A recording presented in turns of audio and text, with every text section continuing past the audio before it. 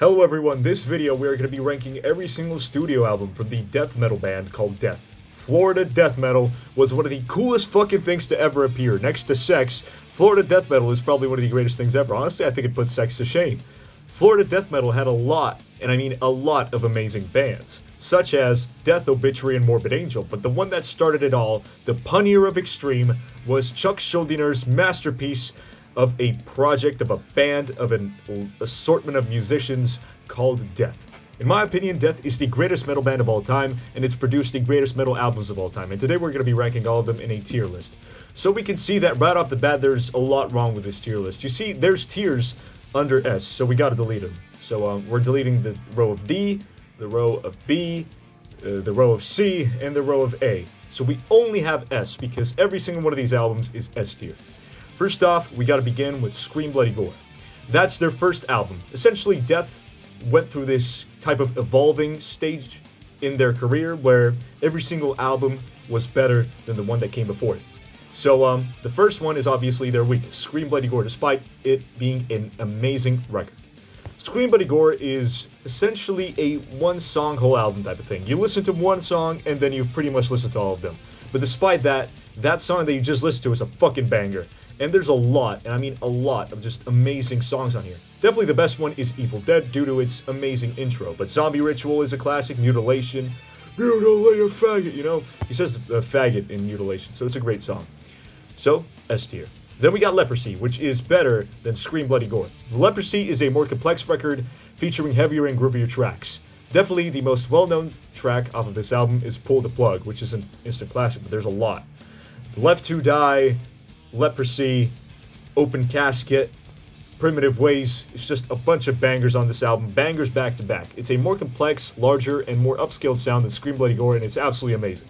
Right. Then after that, we have the mighty Spiritual fucking Healing. You know what the thing is, right? Like, people think they think, hey, Spiritual Healing is not amazing, but I think it is better than Human, honestly. I fucking love Spiritual Healing. Everything about it. Like, every single song is badass. And I just love these moments where Chuck just goes off.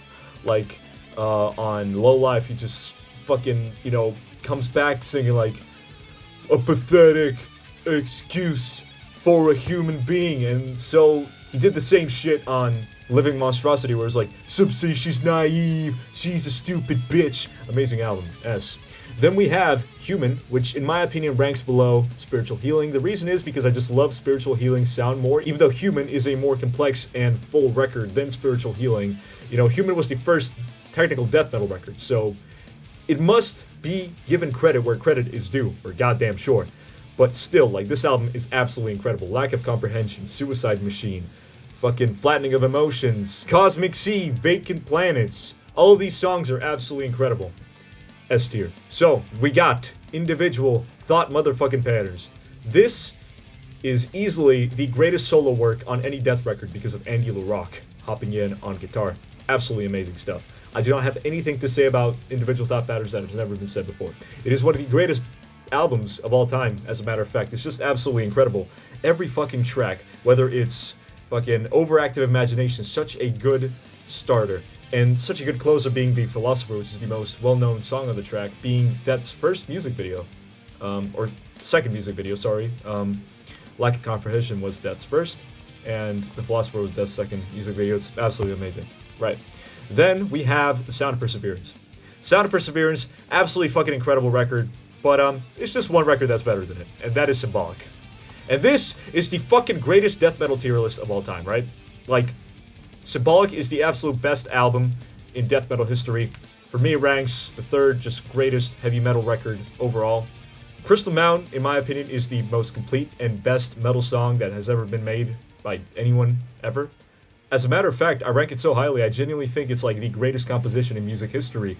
The way everything is, like, fucking structured, like everything, every fucking thing, from the main riff to the little changes it has, you know, the little licks before, like, that fucking amazing chorus section, like, inside Crystal Mountain, evil takes its form, that breakdown, then that fucking tapping section before the solo, and the solo itself is Chuck Schuldiner's most complete and well put together solo, 100%.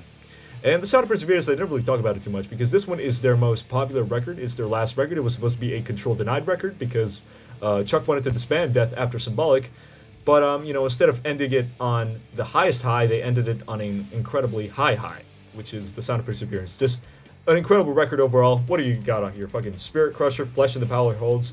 Even though like the songwriting is a little bit messy on The Sound of Perseverance, it's still some of the greatest music produced by anyone in the metal history. So yeah, this is the best ranking of the Death albums that were released. See ya.